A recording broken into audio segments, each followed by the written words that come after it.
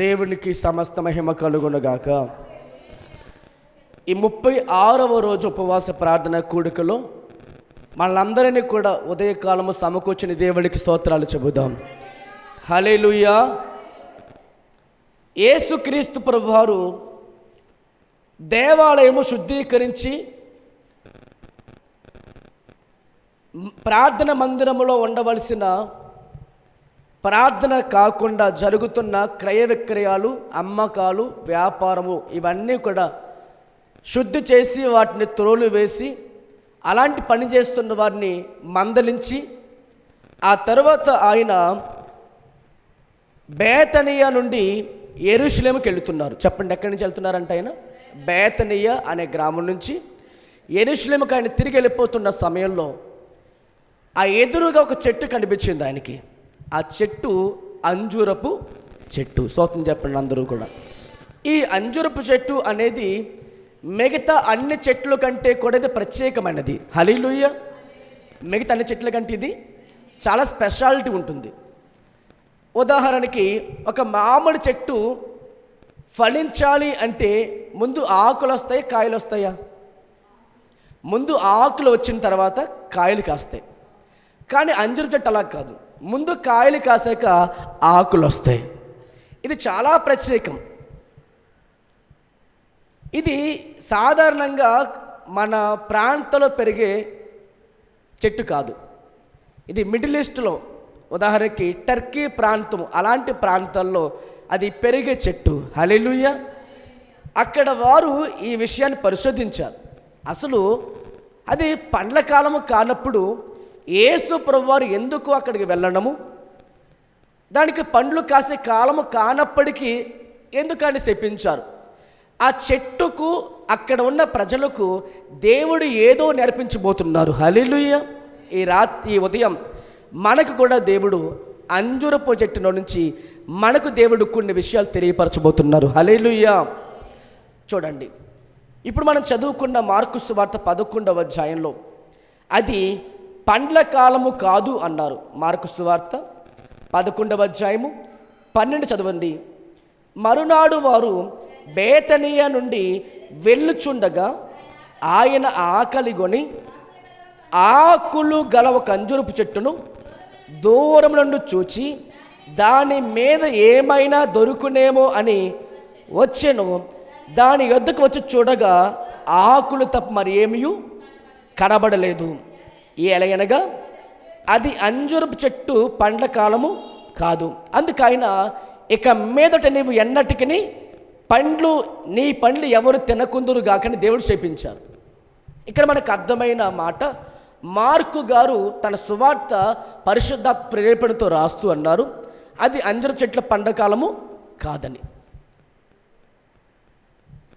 మత్తయి సువార్త తెరవండి. మత్తయి సువార్త 21వ అధ్యాయం 18-19 చదువుదాం. ఉదయమందు పట్టణమునకు మరలా వెళ్ళుచుండగా ఆయన ఆకలిగొనను. అప్పుడు త్రోవ పక్కన ఉన్న ఒక అంజూరపు చెట్టును చూచి దాని యొద్దకు రాగా దాని యందు ఆకులు తప్ప మరి ఏమీ కనబడలేదు గనుక దాన్ని చూచి ఇక మీదట నీవు ఎన్నటికి కాపు కాయకుందువు గాక అని చెప్పను. తక్షణమే ఆ అంజూరపు చెట్టు ఎండిపోయాను. శిష్యులది చూచి ఆశ్చర్యపడి అంజూరపు చెట్టు నుంచి ఎంత త్వరగా ఎండిపోయినో అని చెప్పుకున్నారు. ఆలోచన చేయండి, ఇక్కడ అంజూరపు చెట్టు అది పండ్ల కాలము కాదు అన్నప్పుడు దాన్ని ఎందుకు శపించారు? ఈ మాట మనం ఆలోచన చేస్తే అంజూరపు చెట్టుకున్న కాయలు మార్చి ఏప్రిల్ తర్వాత కాస్తాయి. స్తోత్రం కలుగును గాక. ఎప్పుడు కాస్తాయంటే మార్చి నెల ఏప్రిల్ తర్వాత కాయలు కాస్తాయి. అయితే అంజూరపు చెట్టుకున్న ప్రాముఖ్యత ఏంటి? ముందు కాయలు కాసిన తర్వాత ఏముంటాయి? దానికి ఆకులు. ఇప్పుడు యేసు ప్రభువు ఏమనుకున్నారు?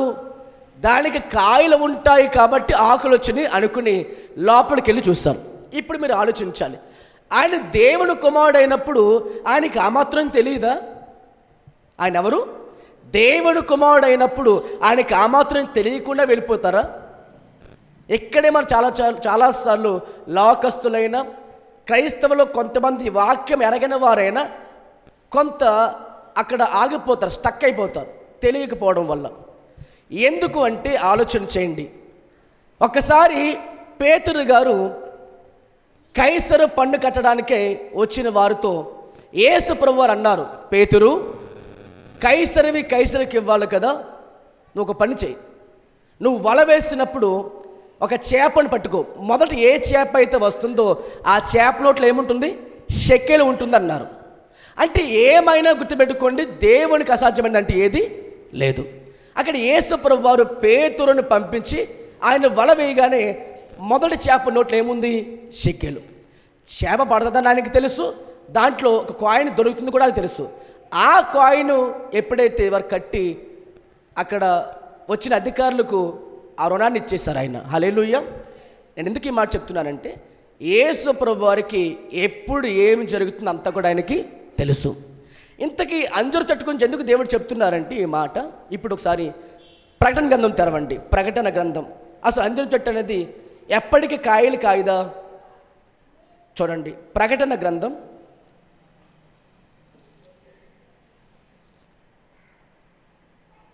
ప్రకటన గ్రంథము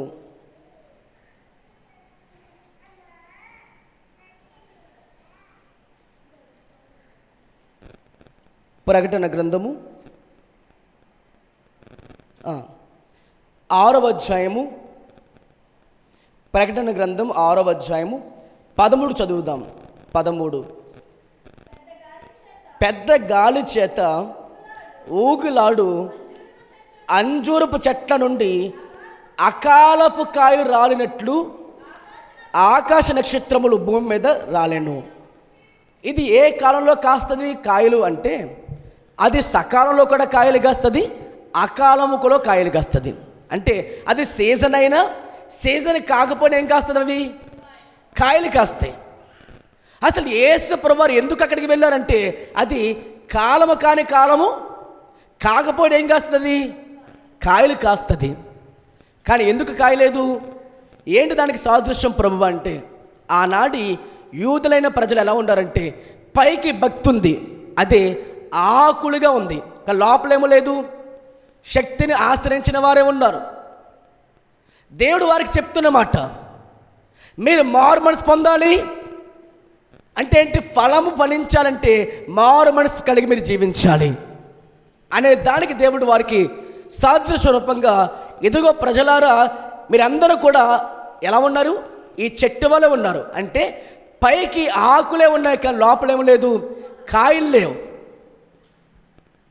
అని వారిని గద్దించడానికి దేవుడు ఆ పాఠం వారికి నేర్పించి వారికి చూపించారు. దాన్ని చెప్పించగా ఏమైపోయిందట, అది వెంటనే చెడిపోయింది, ఎండిపోయింది ఆ చెట్టు. కరెక్ట్గా క్రీస్తు శకం 70వ సంవత్సరంలో దానిపై పూర్తిగా దాడి జరిగింది ఆ ప్రజల పైన.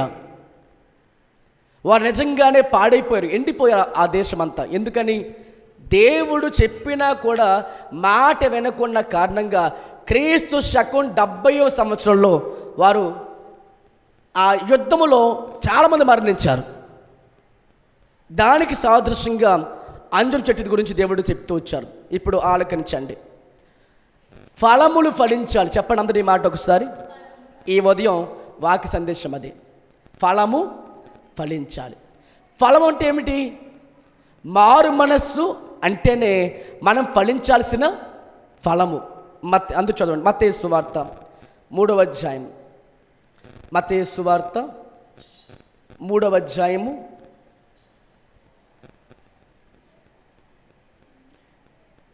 2వ వచనం చదువుదాం. 2వ వచనం, పరలోక రాజ్యము సమీపించి ఉన్నది, మారు మనసు పొందుడని యోదయ అరణ్యములో ప్రకటించుచూ ఉండెను.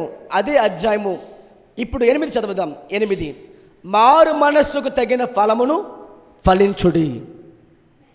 మొదటగా యేసు ప్రభువారు రాకముందు 6 నెలల క్రితం పుట్టిన మనుష్యుడు బాప్తిసమిచ్చు యోహాను. ఈ యోహాను గారు ఏమంటున్నారంటే, వారికి తెలియపరుస్తూ చెప్పిన మాట, పరలోక రాజ్యము సమీపించి ఉన్నది, మారు మనస్సు పొందండి. 8వ వచనంలో అన్నాడు ఆయన, మారు మనస్సుకు తగిన ఫలములు మీరు ఫలించండి. అసలు మారు మనసు అంటే ఏమిటి చెప్పండి, ఎవరైనా మారు మనస్సు అంటే ఏమిటి? మనం చాలాసార్లు ఎన్నోసార్లు ఈ మాటలు వింటాం. అసలు మారు మనస్సు అంటే ఏమిటి? ఆలోచించండి. మారు మనస్సు అంటే నీ హృదయంలో ఉన్న సాతాను రాజ్యం పూర్తిగా కొట్టివేయబడి దేవుని రాజ్యము నీలో స్థాపించబడడానికి ఒక యుద్ధము జరుగుతుంది. ఆ యుద్ధము మారు మనస్సు. హల్లెలూయా. కొలస్సీ పత్రిక 1:13 చదవండి. అసలు మారు మనస్సు అంటే ఏమిటో మీకు అర్థం అవ్వడానికి ఒక వచనం చూపిస్తున్నాం. మన ప్రభువులోనికి రాకముందు, యేసు ప్రభు వారిని సొంత రక్షకునిగా అంగీకరించక ముందు మన యొక్క జీవిత విధానం ఎలా ఉంటుంది అంటే, కొలస్సీ పత్రిక 1:13 182వ పేజీ. ఆయన మనలను అంధకార సంబంధమైన అధికారములో నుండి విడుదల చేసి తాను ప్రేమించిన తన కుమారుని యొక్క రాజ్య నివాసులుగా చేసెను. హల్లెలూయా. ఇక్కడ మనకి 2 రాజ్యాలు కనిపిస్తున్నాయి. ఒకటి సాతాను సంబంధమైన రాజ్యం ఒకటైతే, రెండవ రాజ్యము దేవుని కుమారుడైన యేసుక్రీస్తు రాజ్యము. హల్లెలూయా. ఇప్పుడు ఈ 2 రాజ్యములో 2 రాజ్యం ఒక హృదయంలోకి వెళ్ళడం సాధ్యమవుతుందా? అంటే ఇటు సాతాను దగ్గర, ఇటు దేవుని దగ్గర ఉండడం సాధ్యమవుతుందా? ఇటు అవ్వ కావాలి, బొవ్వ కావాలంటే సాధ్యమవుతుందా? దేవుడు కావాలంటే లోకాన్ని విడిచిపెట్టాలి, లోకము కావాలంటే దేవుణ్ణి విడిచిపెట్టాలి. ఈ 2 ఒక దాంట్లోకి వెళ్ళడం అనేది సాధ్యము కాదు. అందుకు ఒక రాజ్యముతో ఇంకో రాజ్యం పోరాడి గెలిస్తేనే ఒక రాజ్యం మిగులుతుంది. దానికి ఏం జరగాలి? యుద్ధము జరగాలి. అలాగే మన లోపల క్రీస్తు రాజ్యం స్థాపించబడాలి అంటే మన హృదయంలో సాతాను సంబంధమైన అధికారంలో ఉన్న ఆ రాజ్యము కొట్టివేయబడాలి. దాని పేరే మారు మనస్సు. హల్లెలూయా.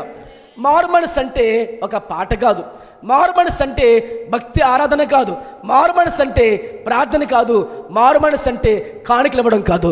మారు మనస్సు అంటే మన హృదయంలో జరగాల్సిన యుద్ధము. ఆ యుద్ధం ఏంటి? ఆత్మ సంబంధమైన యుద్ధము పేరే మారు మనస్సు. అందుకనే పౌలు గారు అంటారు, 2వ కొరింథీ పత్రిక 7:10 చదవండి. 2వ కొరింథీ పత్రిక 7:10 163వ పేజీ. కొత్త నిబంధన 163వ పేజీ 7:10 చదవండి. దైవ చిత్తానుసారమైన దుఃఖము రక్షణార్థమైన మారు మనస్సును కలుగు చేయును. ఈ మారు మనస్సు దుఃఖమును పుట్టించదు, అయితే లోక సంబంధమైన దుఃఖము మరణమును కలుగు చేయను. మారు మనస్సు అంటే ఏమవుతుందట? నోటితో చేసే భక్తి కాదు, హృదయంలో జరగాల్సిన యుద్ధం అన్నాడు. అదే మారు మనస్సు. అది అక్కడ అంటాడు పౌలు గారు ఏమని? దైవ చిత్తానుసారమైన దుఃఖము రక్షణార్థమైన మారు మనస్సును కలుగు చేస్తుంది. ఒక మనిషి రక్షించబడాలి అంటే ఆ మనిషి లోపల ఏముండాలి? హృదయంలో దేవునికి స్థానం ఉండాలి, దేవునికి చోటు ఇవ్వాలి. అంటే ఎవరికి చోటు ఇవ్వకూడదు? సాతాను సంబంధమైన అధికారములకు లోబడకుండా క్రీస్తు అధిపతిగా, క్రీస్తు రాజుగా హృదయంలో ఎప్పుడైతే స్థాపించబడుతుందో అప్పుడే మనము రక్షణార్థమే మారు మనసు కలిగి దుఃఖించి పశ్చాత్తాపడి యేసును అంగీకరిస్తాం. దాని పేరే మారు మనస్సు. అందుకే అపోస్తలుడైన పేతురు ఏమన్నారు? అపోస్తలుల కార్యం 2వ అధ్యాయం 38 చదువుదాం. అపోస్తలుల కార్యం 2వ అధ్యాయము 38 చదువుదాం. అందుకు పేతురు, మీరు ఏం పొందాలి? వాక్యం విన్న 3000 మంది కంటే ఎక్కువ ఉన్న జనాంగంలో 3000 మంది పేతురు దగ్గరికి వచ్చి అడుగుతున్న ప్రశ్న, కడమ అపోస్తలుల దగ్గరికి పేతురు దగ్గరికి వచ్చి అడుగుతున్నారు, అయ్యా ఇప్పుడు ఏమి చేయాలని. అందుకు పేతురు అన్నారు, మీరు మారు మనసు పొంది పాప క్షమాపణ నిమిత్తమై ప్రతివాడును యేసు క్రీస్తు నామమున బాప్తిసం పొందుడి, అప్పుడు మీరు పరిశుద్ధాత్మ వరం పొందుకుంటారు. అంటే పరిశుద్ధాత్మ దేవుడు మనలో రావాలంటే మనకేం కావాలి? మారు మనస్సు ఉండాలి. మారు మనస్సుకు తగిన ఫలం ఫలించాలంటే మనలో ఎవరు ఉండాలి? పరిశుద్ధాత్ముడు ఉండాలి. పరిశుద్ధాత్మలో ఒక మనిషిలో ఉంటే ఆ వ్యక్తి ఫలించే ఫలము ఆత్మ ఫలము. గలతీ పత్రిక 5వ అధ్యాయము 22 చదువుదాం. గలతీ పత్రిక 5వ అధ్యాయము 22 చదవండి. అక్కడ 9 గుణాలు కలిగిన ఫలం ఉంది. ఆ ఫలమే ఆత్మఫలము. ఆత్మఫలం ఏమనగా ప్రేమ, సంతోషము, సమాధానము, దీర్ఘశాంతము, దయాళత్వము, మంచితనము, విశ్వాసము, సాత్వికము, ఆశ నిగ్రహం. ఈ 9 గుణాలు కలిగినదే ఆత్మఫలం. అంటే పరిశుద్ధాత్మ మనలో ఉంటేనే మనం మొట్టమొదటిగా ఫలించే ఫలింపు ఏమి చెప్పండి అందరూ? ఆత్మ ఫలింపులోకి వస్తాం. ఈ ఆత్మను ఇప్పుడు మనం ధరించుకోగలుగుతాం. మనలో ఉండాల్సింది మొట్టమొదటి మార్పు మారు మనస్సు ఉండాలి. చెప్పండి అందరి మాట, మారు మనస్సు ఉండాలి. మారు మనస్సు అంటే ఈజీగా వచ్చేదా? ఒక యుద్ధము జరగాలి. ఎలా అంటే సిలువలో యేసు ప్రభువారు మరణిస్తున్నప్పుడు యుద్ధమే జరిగింది. ఎవరెవరికి మధ్య? యేసు ప్రభువారికి సాతానికి మధ్య గొప్ప ఆత్మీయ పోరాటం జరిగింది. ఆ పోరాటంలో యేసు ప్రభువారు అఖండ విజయంతో గెలిపొందాడు. హల్లెలూయా, హల్లెలూయా. ఏమి కూల్చివేశాడు ఆయన అంటే సాతాను సంబంధం ప్రతి అధికారమును కూడా ఆయన కొట్టివేశాడు. దేనికోసము? మనలో దేవుని రాజ్యము స్థాపించబడ్డం కోసం. ఈ రోజున మనము కూడా మన కోసం మరణించిన యేసు ప్రభువుని ఎప్పుడైతే నువ్వు ధరించుకుంటావో మనము కూడా పాప విషయంలో మరణించి నీతి విషయంలో ఆయన కొరకు బ్రతుకుదుము గాక. అలా జీవించే వారిలో ఎప్పటికప్పుడు పోరాటం ఉంటుంది. 2 ఆప్షన్స్ మనకి ఎప్పుడు వస్తాయి? 2 ఆప్షన్స్ ఎప్పుడు వస్తుంటాయి? జీవం కావాలా, మరణం కావాలా? పరలోకం కావాలా, నరకం కావాలా? ఆశీర్వాదం కావాలా, శాపం కావాలా? కీడు కావాలా, మేలు కావాలా? ఏం కావాలనుకున్నా మనం ఏం జరగాలి? ముందుగా యుద్ధం జరుగుతుంది. ఆ యుద్ధం పేరే మారు మనస్సు. అందరూ బిగ్గరగా స్తోత్రం చెబుదామా? హల్లెలూయా. మొట్టమొదటిగా మనం ఫలించాల్సిన ఫలింపు ఆత్మ ఫలం.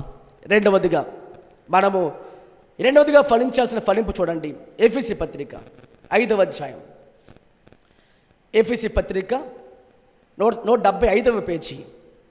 ఎఫెసీ పత్రిక 5వ అధ్యాయము 9-10 చదవండి. వెలుగు ఫలము సమస్త విధములైన మంచితనము, నీతి, సత్యము అను వాటిలో కనబడుచున్నది గనుక ప్రభువుకి ఏది ప్రీతికరమైనదో లేదా ఇష్టమైనదో దాన్ని పరీక్షించుచు వెలుగు సంబంధుల వలె నడుచుకునడి. నిష్ఫలమైన అంధకార క్రియలలో పాలివారే ఉండు వాటిని ఖండించండి. ఏలయనగా అట్టి క్రియలు చేయవారు రహస్యమందు జరిగించు పనులను గూర్చి మాట్లాడుటేనను అవమానకరమే ఉన్నది. సమస్తమును ఖండించబడి వెలుగు చేత ప్రత్యక్షపరచబడినది ఏదో అది వెలుగే కదా. హల్లెలూయా, హల్లెలూయా. 8వ వచనం మీరు చదివితే 5-8 చదివితే అక్కడ ఏమంటుందంటే, మీరు చీకటిలో నుండి మీరు పూర్వమందు చీకటి అయి ఉంటిరి. చీకటి అంటే అర్థం ఏంటి? అంధకార సంబంధమైన సాతాను అధికారంలో ఉన్నారు మీరు. అయితే ఇప్పుడు ఏమైంది చూడండి. ఇప్పుడైతే ప్రభువునందు వెలిగే ఉన్నారు. హల్లెలూయా. చూడండి, నేను యేసు ప్రభు వారి యొక్క వెలుగు గురించి మాట్లాడుతుంది. ఇప్పుడు మీకు చెప్తున్న మాట, దేవుడు వెలుగై ఉన్నాడు, ఆయన చీకటి ఎంత మాత్రమును లేదు. ఇప్పుడు ఆలోచించండి, సూర్యుని వెలుగు లేకపోతే సాయంకాలం చంద్రుడు ప్రకాశం అవ్వడం సాధ్యమవుతుందా? ఎందుకు? చంద్రునికి స్వయం ప్రకాశ శక్తి లేదు. మరి మీరు అనుకోవచ్చు, పాస్టర్ గారు మరి సాయంకాల సమయంలో సూర్యుని వెలుగు రాదు కదా మనకి అంటే, సూర్యుడు వెలుగు మనకి రాదు, కానీ ఆ వెలుగు ఎవరికి ఇస్తున్నాడు? చంద్రుడికి ఇస్తున్నాడు. దేవుడిచ్చిన గొప్ప పాఠం ఏంటంటే, అక్కడ ఆదికాండలో ప్రభు చెప్తారు, పగటి ఏలుటకు దేవుడు పెద్ద జ్యోతిని చేస్తారు, సాయంత్రం ఏలుటకు దేవుడు చిన్న జ్యోతిని నక్షత్రాలు చేస్తాడు. అవి ఆ కాలంలో వస్తాయి. ఉదాహరణకి భూమి తిరుగుతుందా? ఒక చోట ఉందా? తిరుగుతుంది. తన చుట్టూ తాను తిరుగుతూ సూర్యుని చుట్టూ కూడా తిరుగుతుంది. అది ఒక మాట ఆలోచించండి. ఈ భూమి తిరిగినప్పుడు ఇది మనకి ఉదయం ఇప్పుడు ఎంత అయింది? సమయము 11 అయిపోయింది. ఇప్పుడు మనం చూస్తే వేరే అమెరికా, వేరే దేశాల్లో ఉన్నవారు చూస్తే వారికి ఇప్పుడు ఇంచుమించు సాయంత్రం అయిపోయింది. ఏమైపోయింది? సాయంత్రం. ఎందుకని? ఈ భూమి ఒక చోట లేదు. ఏమవుతుంది? అది తిరుగుతుంది. కాబట్టి ఆ తిరగడంలో మనకి వెలుగుంది, వారికి చీకటి ఉంది. హల్లెలూయా. ఇది దేవుడు పెట్టిన నియమం, అది ఎప్పటికీ ఆగదు. స్తోత్రం కలుగునగాక. ఇక్కడ మనకు నేర్పుతున్న పాఠం, వెలుగు మనలోనికి ఎలా వచ్చింది? మన వెనక దేవుడు ఉన్నాడు కాబట్టి ఆయనలో ఉన్న ఆ క్రియలు మనకు వచ్చినాయి. ఎప్పుడు? మనము ఆయనతో కూడా అంటుకట్టబడినప్పుడు. ఒక మాట చెప్తాం, క్రైస్తవ్యం అంటే క్రీస్తులో ఉండడం. చెప్పండి మాట అందరూ. క్రైస్తవ్యం అంటే క్రీస్తులో ఉండడం. క్రీస్తు వేరు, మనం వేరు కాదు. ఎలా చెప్తారు పాస్టర్ గారు అంటే, అపోస్తలుడైన సౌలుతో దేవుడు పౌలుగా ఇంకా అతను మారక ముందుగా, అతను ఇంకా మారుమనసు పొందక ముందుగా దమస్కు మార్గములో సాక్షాత్తు దేవుడు ఆ వ్యక్తితో మాట్లాడుతున్నప్పుడు ఏమన్నారో చూడండి ఒకసారి. అపోస్తలుల కార్యం 9వ అధ్యాయం 4 చదవండి. అపోస్తలుల కార్యం 9వ అధ్యాయము 4వ వచనం చదువుదాం. 9:4. అప్పుడతడు నేల ముందు నుండి పడి, సౌలా సౌలా, నీ వేళ నన్ను హింసించుచున్నావని తనతో ఒక స్వరం వినుట పలుకుట వినెను. హల్లెలూయా. అంటే నన్ను హింసిస్తున్నావు అన్నారంటే, నన్ను అంటే ఎవరు? నిజానికి యేసుని హింసించారా? సంఘాన్ని హింసించాడా సౌలు గారు? సంఘాన్ని. ఆ సంఘం ఎవరు? సంఘములకు శిరస్సు యేసు ప్రభు వారు కాబట్టి సంఘములకు దెబ్బ పడితే ఎవరికి పడినట్టు?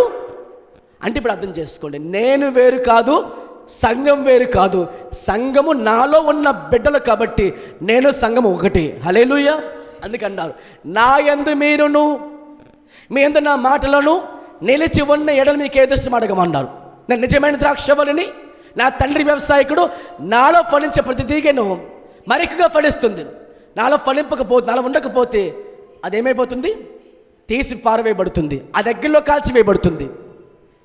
అంటే ఒక బిడ్డ విశ్వాస అయినప్పుడు, రక్షణ పొందుకున్నప్పుడు, క్రీస్తులో తిరిగి జన్మించినప్పుడు ఆ మనిషిలో ఉన్న చీకటి పోయి వెలుగొచ్చింది. ఎవరి వల్ల వెలుగొచ్చింది?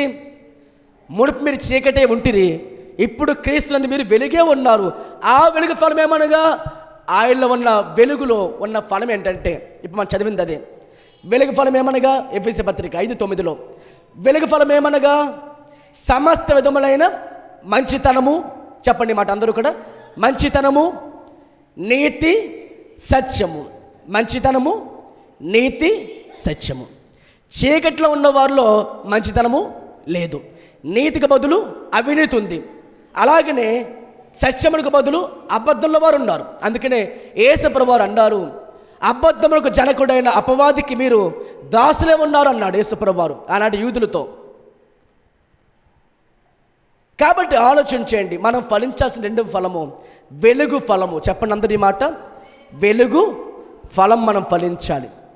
ఇప్పుడు నేను మీకు కొన్ని మాటలు చెప్పి ముగించేస్తాను. చూడండి, ధర్మశాస్త్రము అనుసరించి భక్తి చేస్తూ ఉపవాసము చేస్తూ కానుకలిస్తున్న ఆనాటి ప్రజలతో, పైకి భక్తి చేస్తున్న వారితో యోహానే గారే కానీ, యేసు ప్రభువు వారే కానీ, అపోస్తలులే కానీ వారు బోధించిన బోధ ఏమిటంటే, పరలోక రాజ్యము సమీపించి ఉన్నది, మారు మనస్సు పొందండి. అంటే ధర్మశాస్త్రములో వారికి ఆజ్ఞలు తెలుసు. ఏంటి ఆజ్ఞలు? వ్యభిచరించకూడదు, దొంగతనం చేయకూడదు, అబద్ధ సాక్ష్యం పలకూడదు, పైన ఆకాశం అందే కానీ కింద భూమి అందే కానీ ఏ రూపం మీరు చేసుకోకూడదు, అంటే విగ్రహాలు చేసుకోకూడదు, విగ్రహ పూజ చేయకూడదు. అంత మాత్రమే కాక విశ్రాంతి మీరు పాటించాలి. ఇవన్నీ ఆయన చెప్పారు. మొత్తము 10 ఆజ్ఞలు వారికి ఇచ్చారు. కానీ అలాంటి వారితో యేసు ఏమన్నారు? మారు మనసు పొందమన్నారు. అంటే ధర్మశాస్త్రంలో ఏముంది? నువ్వు పాటించడానికి ఆజ్ఞలు ఉన్నాయి, కానీ మారు మనసు అనేది లేదు. అందుకనే మారు మనస్సు కొరకైన బోధ వారికి చేయడం జరిగింది. మారు మనస్సు అంటే మనలో జరగాల్సిన ఒక గొప్ప యుద్ధం. మన తలంపులో జరగాలి, మన ఆలోచనలో జరగాలి. మన మరణం వరకు కూడా యుద్ధం జరుగుతూనే ఉంటుంది. ఆ యుద్ధంలో గెలుపొందిన వారితో, ఆ యుద్ధంలో గెలిచిన పౌలు అంటారు తిమోతి గారితో ఏమనంటే, నేను మంచి పోరాటము పోరాడి తిని, నా విశ్వాసమును కాపాడుకుని, నా పరుగును తుదముట్టించి తిని, నా కొరకు నీతి కిరీటము ఉంచబడింది. ఈ పోరాటం అనేది చివరి వరకు ముఖ్యంగా గుర్తుపెట్టుకోండి. క్రీస్తుని నమ్మని వారిలో అనేక మందిని అపవాది పట్టుకుని ఉన్నాడు. వారి విడుదల పొందాలంటే వీళ్ళు యుద్ధము జరగాలి. మనందరికీ యుద్ధము జరిగింది. ఆ యుద్ధము ఎలా జరిగింది? నిజంగా పాప క్షమాపణ నిమిత్తం బాధను పొందుకోవడం జరిగింది. ఆ యుద్ధం నీకు అందరి ముందు బహిరంగంగా నేను ఒప్పుకున్నా నేను పాపనని, అప్పుడు యుద్ధం జరిగింది. ఆ యుద్ధం జరిగినప్పుడు నీకు వచ్చిందని చెప్పిన దైవ చిత్తానుసారమైన దుఃఖం వచ్చింది నీకు. ఆ దుఃఖము నీకు మరణం కలుగు చేయలే, ఆమేన్. కానీ మారు మనసు కలుగు చేసింది. ఆ మారు మనసు ఏం ఫలించాలి అంటే మొట్టమొదటిగా ఆత్మ ఫలమును ఫలించాలి, రెండవదిగా వెలుగు ఫలము ఫలించాలి. మూడవ మాట చెప్పి ముగించేసుకుందాం. హెబ్రీ పత్రిక 13:15 చదువుదాం. హెబ్రీ పత్రిక 13వ అధ్యాయము 15వ వచనం చదువుదాం. కాబట్టి ఆయన ద్వారా మనము దేవునికి ఎల్లప్పుడూ స్తుతియాగము చేయుదుము, అనగా ఆయన నామం ఒప్పుకొనుచు జిహ్వా ఫలమును అర్పించుదుము అని. మూడవ ఫలము జిహ్వా ఫలం అర్పించాలి. చెప్పండి అందరూ ఏం చేయాలంట? అంటే స్తుతియాగము అంటే ఏంటంట? స్తుతియాగం అంటే ఆయన నామాన్ని ఒప్పుకుంటూ ఏం చేయాలి? యేసు ప్రభువారి యొక్క నామాన్ని ఒప్పుకుంటూ మనం ఆయనకి జిహ్వా ఫలం అర్పించాలి. దేవునికి ఇచ్చే అర్పణ ఏదో మనం ఇవ్వగలము ప్రభువుకి? వేలాది నదులంత విస్తార తైలము నీకిచ్చిన చాలునా. మనము ఆయనకి ఇచ్చేది ఏదైనా ఉందంటే న్యాయముగా నడుచుకోవడం, కనికరమును ప్రేమించడం, దేన మనసు కలిగి జీవించడం, అది ఆయన కోరుతున్న ఫలము. అది ఎక్కడ ఉంటుంది? మనకి లోపల అంతరంగంలో కలిగి ఉండాలి.